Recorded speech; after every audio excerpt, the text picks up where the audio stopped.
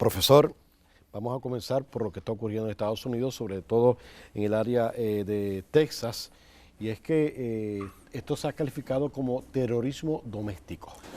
Así es, no solamente se clasifica como terrorismo doméstico, los medios y obviamente los ciudadanos lo cualifican de esa manera. Sin embargo, aunque a pesar de que la oficialidad estadounidense podría catalogarlo así, no hay nada en el marco jurídico legal que no solamente lo categorice de esa manera, sino que tampoco se podrían perseguir crímenes considerados como terrorismo doméstico en ese marco jurídico legal de los Estados Unidos. Así que el law enforcement, las agencias de ley y el orden, pueden dentro de lo que existe en la legislación, pueden acusar a esas personas de crímenes de odio o cualquier otra clasificación en ese código penal, pero no hay una clasificación tal como terrorismo doméstico. Hay jóvenes. Así es, no solo hay jóvenes en los dos lados, ¿verdad? Desde las víctimas, pero también estos jóvenes que son susceptibles a este discurso supremacista blanco, no solamente se dejan llevar por él, sino que también actúan alrededor de él, y es una pena, y se refleja en ese sentido en los manifiestos y en las redes sociales. Pero si actúan basado en ese principio, entonces no se le puede, ¿por qué no se puede definir como terrorismo doméstico? Porque entra inclusive el racismo ahí. Yo creo que en ese sentido es la doble vara. La doble vara que hay en los Estados Unidos. Por ejemplo, cualificamos a los criminales de origen latino como tal, cualificamos a los criminales afrodescendientes como tal. Sin embargo, tenemos un problema enorme cuando un muchacho blanco, teenager o veinteañero, agarra un rifle automático y empieza a matar a su prójimo. Y creo que hay un elemento ahí que no es solamente legal, sino también es cultural, sociocultural, y creo que es algo que los Estados Unidos como nación tiene que abordar en algún momento.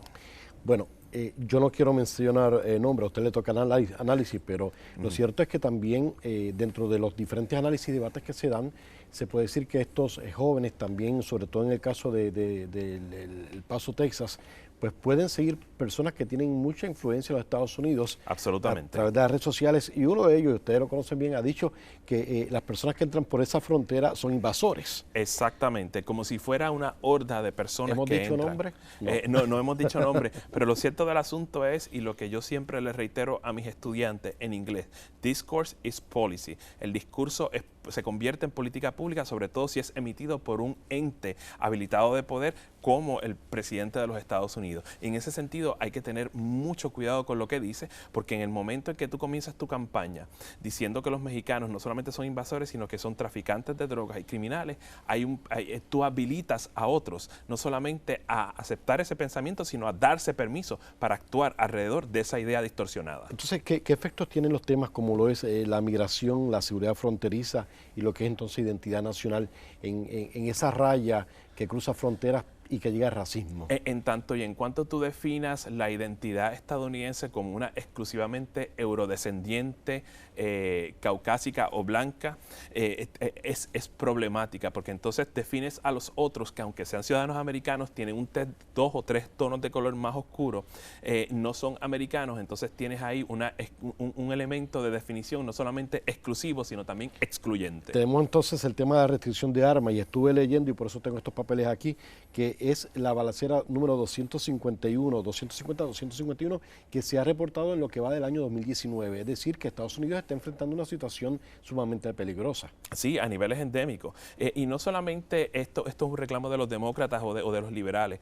Muchas agencias de policía, de ley y orden a nivel local, a nivel estatal, incluso a nivel federal, reclaman por algún tipo de acción por parte del Congreso, que es el cuerpo habilitado para ello, y sin embargo, el Congreso sigue siendo rehén de la National Rifle Association y ni siquiera pueden articular una legislación de sentido común para ello. Nos indica el coordinador que nos quedan 2 minutos. Vamos a ver si podemos entrar en el tema de Venezuela Claro que y sí. China. Venezuela entra por parte de Estados Unidos en la lista de aquellos países que no van a tener ningún tipo de ayuda por parte de Estados Unidos.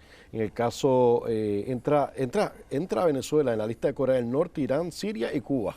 Así es, estamos hablando de apretar un poquito más lo que ya está bastante apretado. Estas sanciones prohíbe a negocios estadounidenses hacer algún tipo de transacción con el gobierno de Maduro, ahogando así más económicamente a Venezuela. Las excepciones son cualquier transacción que el gobierno federal vaya a tener y claro está, aquella que sea de tipo humanitario.